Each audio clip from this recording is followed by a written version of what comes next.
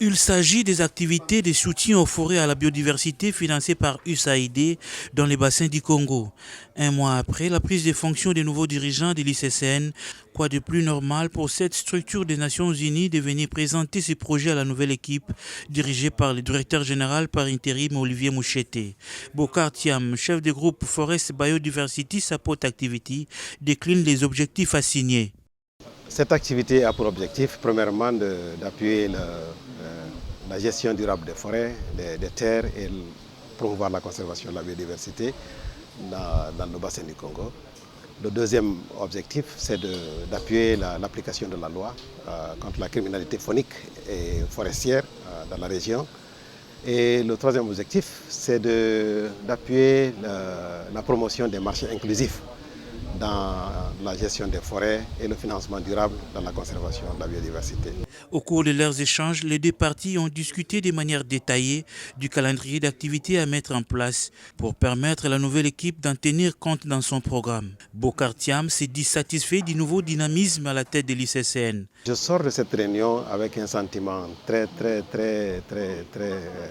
bon, dans la mesure où nous avons compris que ce que nous avons prévu dans nos programmes et en étroite collaboration et en droite ligne avec ce que l'équipe entrante là est en train de promouvoir aussi.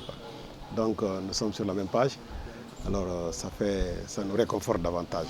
Bien avant, le directeur général par intérim Olivier Moucheté a reçu Yol Kapewal, ambassadeur des Pays-Bas en RDC. Au cœur de leur discussion, la problématique de la gestion des ressources naturelles, notamment les parcs nationaux et les aires protégées.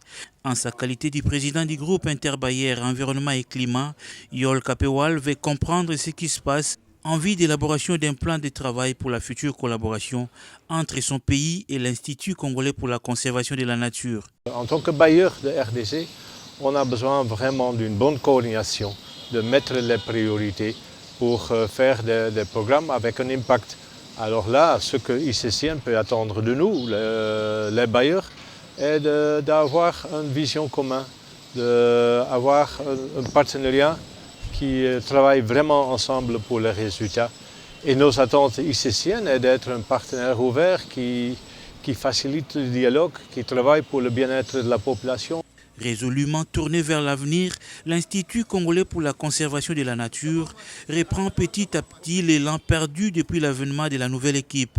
Olivier Moucheté, qui souhaite à tout prix changer l'image de cette institution congolaise, ne cesse de se battre jour et nuit à la recherche des partenaires viables.